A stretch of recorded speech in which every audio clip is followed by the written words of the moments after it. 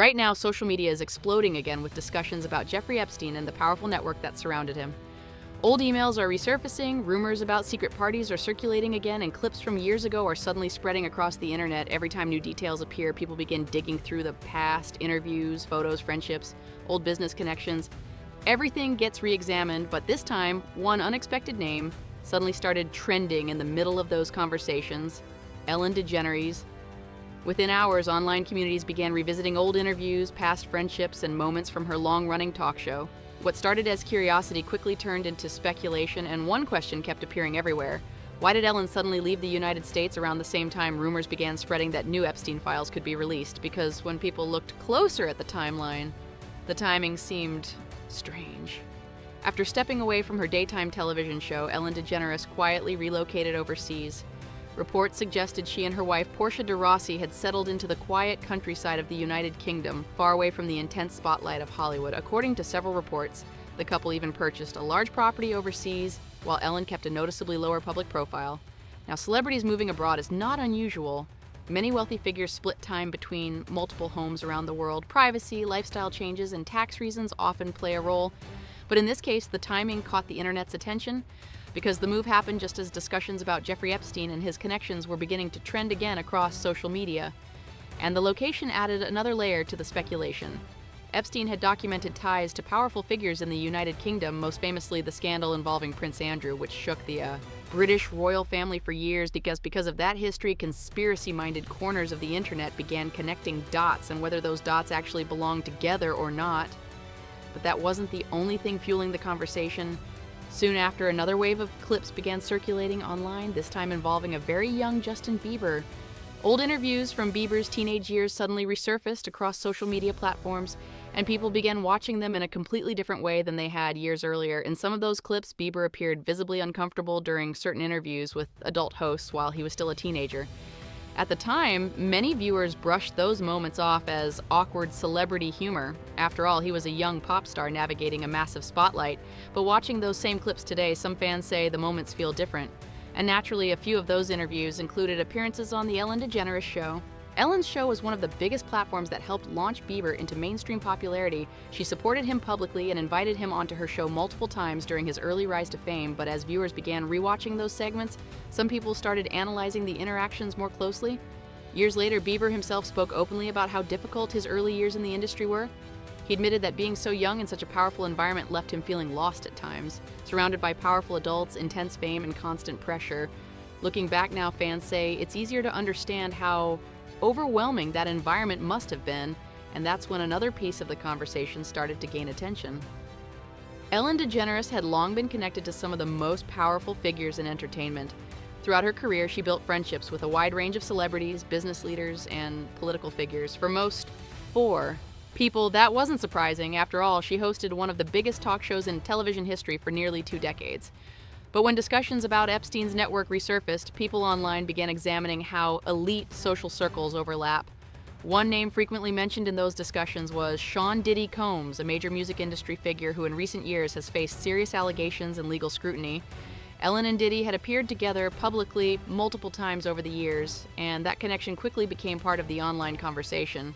At the same time, Ellen had also lived for years in Montecito, California, an ultra-exclusive community known for attracting wealthy and powerful residents. Among those residents are Oprah Winfrey and Prince Harry, along with numerous entertainment executives and global business figures. Critics online often point out that powerful social circles tend to overlap: Hollywood, politics, royalty, finance. Many of these worlds intersect behind closed doors. Of course, being part of elite social circles does not imply wrongdoing, but when the same names appear repeatedly across multiple high-profile stories, curiosity naturally grows. Still, the controversy surrounding Ellen didn't begin with Epstein discussions. Years earlier, another moment had already drawn major public attention. In 2019, Ellen attended a Dallas Cowboys football game and was seen sitting next to former President George W. Bush. During the broadcast, cameras caught the two laughing and chatting together inside the stadium's private box. Within hours, the image spread across social media. For many viewers, the moment was surprising. Ellen had long been seen as a progressive voice in Hollywood and a strong supporter of LGBTQ rights. Meanwhile, George W. Bush's presidency included policies that many of Ellen's supporters strongly disagreed with, so when people saw them laughing together, reactions online were mixed. Some viewers praised the moment as an example of political differences not preventing friendship. Others were confused or disappointed. The situation became so widely discussed that Ellen addressed it directly on her show. She explained that she believes people can still maintain friendships even when they disagree politically. Her message centered around kindness and the idea that disagreement does not have to mean hostility. For some viewers, that explanation made sense. But for others, the moment became part of a larger conversation about Ellen's connections across powerful political and social circles. Then another controversy emerged. In 2020, several former employees of the Ellen DeGeneres show came forward with complaints about the workplace. Behind the scenes, staff members described what they called a toxic environment. According to their accounts, there was intense pressure inside the production team, and some employees felt constant fear of losing their jobs.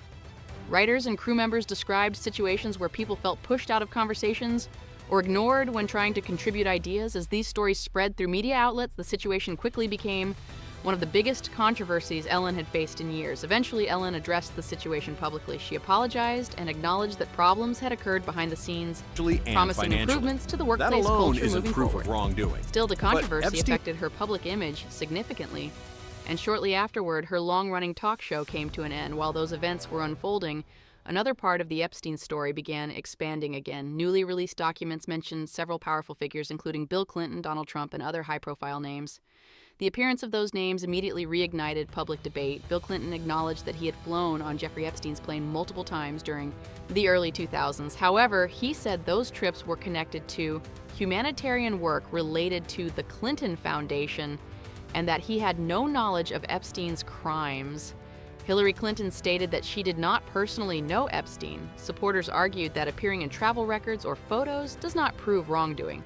Critics, however, continued demanding greater transparency about Epstein's network and influence, and the story kept expanding. Documents also revealed email exchanges between Elon Musk and Epstein. According to reports, Epstein had invited Musk to visit his private island in the Caribbean. Musk later responded publicly, saying he declined those invitations and had very limited contact with Epstein. He also supported the full release of Epstein-related documents. Still, online discussions continued because Epstein was known to move in elite circles involving billionaires, politicians, celebrities, and financial executives. Many people are now asking how many powerful individuals had at least some form of contact with him socially. But at the center of the entire story are the voices of the victims. Several women have described how Epstein allegedly recruited young women by promising modeling opportunities, travel, or career connections. Some say they were later flown to Epstein's private island after being introduced to him through intermediaries. Many survivors have spoken publicly about how those experiences changed their lives forever. Their testimonies are one of the main reasons the public continues demanding full transparency, because for many people, the issue is no longer just about who appears in documents or photographs. It's about accountability and making sure stories like this never happen again. Yet, one pattern continues appearing throughout this entire story. Powerful figures often call for transparency until their own names appear in the conversation. At that point, the discussion often shifts toward context, explanations, or legal technicalities. At the same time, many Epstein-related documents remain sealed, missing, or heavily redacted. Every new release answers a few questions, but it also raises many more. And for the public watching from the outside, that uncertainty continues to erode trust. As more testimonies, emails, and photographs surface, the pressure for full disclosure keeps growing. People want to know how deep the connections really went, and whether the entire network will ever be fully exposed. Which leads to the biggest question of all: will the full truth about Jeffrey Epstein's network ever come out? Or will parts of the story remain hidden forever? Let us know what you think in the comments below, because the conversation surrounding this story is far from over, and the next revelation could change everything.